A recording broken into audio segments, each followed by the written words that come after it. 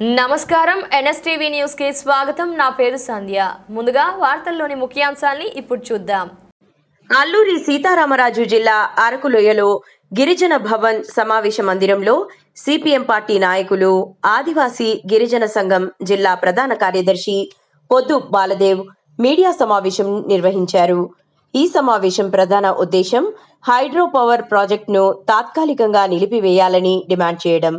గిరిజన మంత్రి గుమ్మడి సంధ్యారాణి తెలపడం, తాత్కాలిక చర్యలు మాత్రమే కాకుండా గిరిజనులపై నిజమైన ప్రేమ ఉంటే ప్రాజెక్టును పూర్తిగా ఆపాలని ఆయన కోరారు.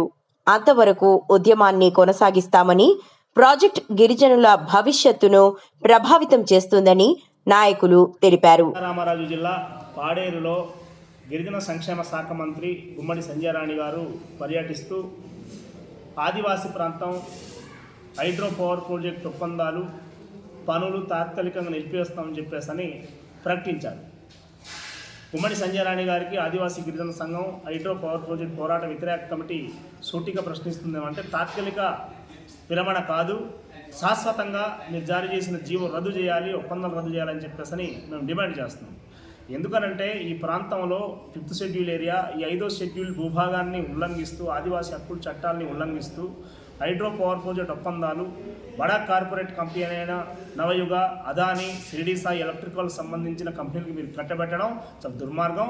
ఇది 5వ షెడ్యూల్ ఏరియాలో ఆదివాసీ హక్కుల చట్టాలు విగుతాం. కాబట్టి తక్షణమే ఈ ఒప్పందాలు జీవోలు రద్దు చేయాలని చెప్పేసి మేము డిమాండ్ చేస్తున్నాం. ఆదివాసీ ప్రాంతంలో హైడ్రో పవర్ ప్రాజెక్ట్ నిర్మాణం చేస్తే ఉద్యోగాలు వస్తాయని చెప్పేసి యువకులు అడుగుతున్నారని చెప్పేసి మాట్లాడుతున్నారు. ఆదివాసీ ప్రాంతంలో ఆదివాసీ సమాజం, ఆదివాసీ నిరుద్యోగులు, ఆదివాసులు అడుగుతున్నది ఏమంటే 100% రిజర్వేషన్ కావాలి, స్పెషల్ డిఎస్సి నోటిఫికేషన్ కావాలి, ఈ ప్రాంతంలో ఉద్యోగ ఉపాధి అవకాశాలు 100% రిజర్వేషన్ ఇచ్చి నియామక చట్టం తీసుకురావాలని చెప్పేసి అడుగుతున్నారు. ఆ అంశం మీద చిత్తశుద్ధి ఉంటే మాట్లాడాలి, ఆ రకమైనటువంటి చట్టం తీసుకురావాలని చెప్పేసి మేము గుమ్మడి సంధ్యారాణి గారిని అడుగుతున్నాం. అంతే తప్ప హైడ్రో పవర్ ప్రాజెక్ట్ పేరుతోటి కొత్త నాటకాన్ని తెరలేపి ఆదివాసులకి మభ్యపెట్టి మసిపూసి మామిడికాయ చేసి మోసం చేస్తామంటే ఆదివాసీ సమాజం ఒప్పుకోదని చెప్పేసి ఈ సందర్భంగా హెచ్చరిస్తున్నాం. ఆంధ్రప్రదేశ్ కేబినెట్లో జారీ చేసినటువంటి జీవోలు, జీవో నెంబర్ 13, జీవో నెంబర్ 51 తక్షణమే కేబినెట్ ద్వారా రద్దు చేయాలని చెప్పేసి మేము సందర్భంగా మేము అడుగుతున్నాం. మీకు చిత్తశుద్ధి ఉంటే మీ కేబినెట్లో ఇవన్నీ మొత్తం రద్దు చేసి ఈ రాష్ట్ర ప్రభుత్వం ద్వారా ఈ ప్రకటన చేయించి ఆదివాసుల పక్షం నిలబడాలని చెప్పేసి అడుగుతున్నాం. లేని పక్షంలో ఖచ్చితంగా హైడ్రో పవర్ ప్రాజెక్ట్ వ్యతిరేకంగా ఆదివాసుల పోరాటం కొనసాగుతూనే ఉంటుంది. GO number 2, GO number 13, GO number 51 రద్దు అయ్యే వరకు, ఒప్పందం రద్దు అయ్యే వరకు పోరాటం కొనసాగిస్తామని చెప్పేసి ఈ ప్రభుత్వానికి హెచ్చరిస్తాం. బురిడి దసరాదు బస్కి పంచాయతీ మాజీ ఎంపీటీసీ, అలాగే బస్కి పంచాయతీ హైడ్రో పవర్ ప్రాజెక్టు వ్యతిరేక పోరాట కమిటీ కన్వీనరు ఈరోజు నిన్న ఆంధ్రప్రదేశ్ రాష్ట్ర గిరిజన సంక్షేమ శాఖ మంత్రి గుమ్మడి సంధ్యారాణి గారు పాడేరు పర్యటనకు వచ్చిన సందర్భంగా కలెక్టర్ గారికి ఈరోజు మేము ఆర్డర్ ఇచ్చాము, మీరు ఈ ప్రాజెక్ట్ని ఆపేయండి అని చెప్పి నిన్న చెప్పారు. అసలు ఎవరు ఆపాల్సింది? ఇంతకుముందు గతంలో 4 రోజుల క్రితం గుమ్మడి సంధ్యారాణి గారు చేసి గిరిజనులుగా రెండు గ్రూపులుగా ఈ ప్రాజెక్ట్ కోసం మాట్లాడుతున్నారు. ఒక వర్గం వచ్చేసేమో 6,000 కోట్ల ప్రాజెక్టుతో కడుతుంటే ఉద్యోగాలు వస్తుంది, ఉపాధి జరుగుతుంది ఒక వర్గం అంటున్నారు. ఇంకొక వర్గం వచ్చేసి వాళ్ళు కావాలని రెచ్చగొట్టి ఆ విధంగా డ్యామ్ను అభివృద్ధిని ఆపే ప్రయత్నం చేస్తున్నారని చెప్పి ఆవిడ చెప్పడం జరిగింది. ఇది ఏమాత్రం కరెక్ట్ కాదు. అసలు గిరిజన సంక్షేమ శాఖ మంత్రి గుమ్మడి సంధ్యారాణి గారికి ఏమాత్రం చిత్తశుద్ధి ఉంటే ఆవిడికి అసలు క్లారిటీ లేకుండా పోయింది. ఎప్పుడు ఒక్కో చోట వెళ్తే ఒక్కో పర్యటన ఒక్కో రకంగా మాట్లాడుతుంది. గిరిజనులందరూ ఎవరి ఉద్యోగం కావాలని కోరుకోవట్లేదు.